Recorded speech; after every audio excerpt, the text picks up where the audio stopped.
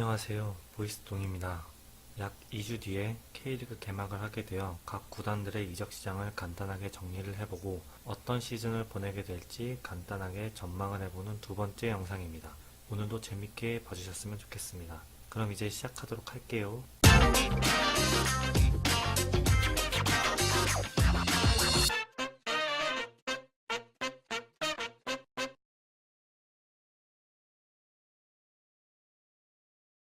오늘 알아볼 팀은 지난 시즌 2위를 차지했던 돌풍의 팀 경남FC입니다.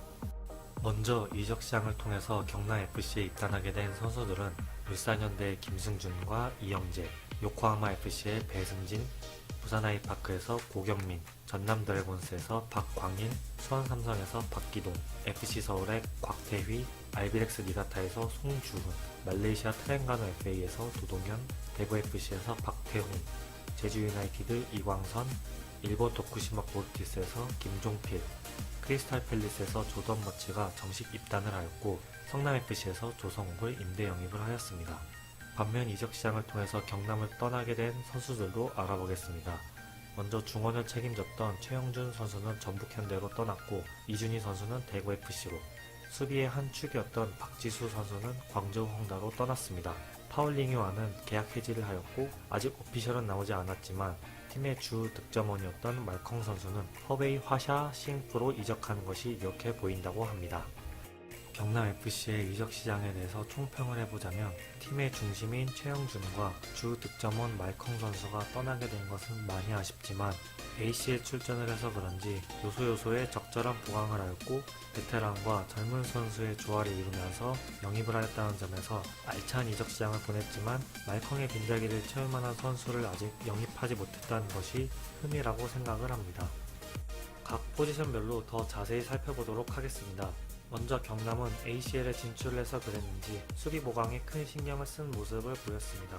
물론 박지수 선수가 광저우 홍다로 이적을 하였지만 오히려 이 빈자리에 대구에서 활약을 했던 박태웅과 많은 경험을 가지고 있는 베테랑 곽태기를 FC 서울에서 영입을 하면서 오히려 수비 보강에 성공한 모습을 보였습니다. 비록 지난 시즌 큰 활약이 없었다는 것이 흠이지만 부활을 꿈꾸고 있기에 작년과는 다른 모습을 보이지 않을까 하는 생각을 해봅니다.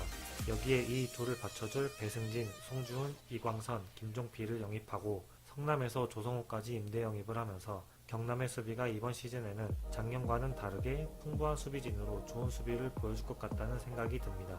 그리고 오른쪽 수비를 볼 수 있는 박광일을 영입하면서 측면 수비까지 착실히 보강을 하는 모습을 보여주었습니다. 공격진에는 경남의 승격 주역이자 주 득점원인 말컹이 중국행이 유력하면서 이번 시즌부터는 말컹을 볼 수 없게 되었습니다. 그리고 시즌 중반에 합류한 파울리뉴와도 작별을 하면서 공격진은 새로 시작하게 되었는데요. 우선 경남은 박기동을 영입하였습니다.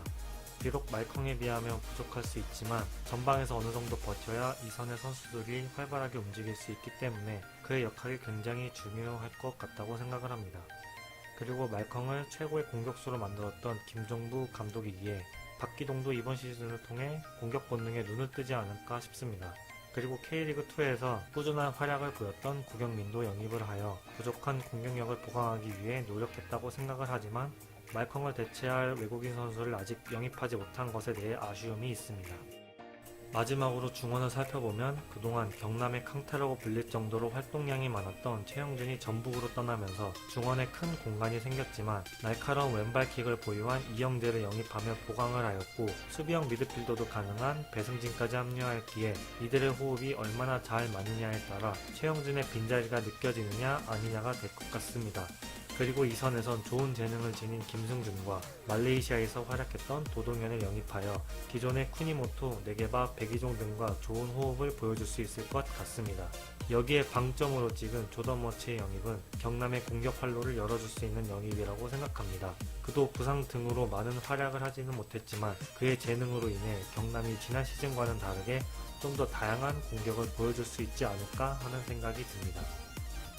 따라서 이를 토대로 조심스럽게 전망을 해보자면 아시아 챔피언스 리그의 진출로 경남은 지난 시즌보다 많은 경기를 치러야 하기 때문에 체력적인 관리가 부족하다면 2016 시즌 성남FC처럼 힘든 시즌을 보낼 수도 있다고 봅니다.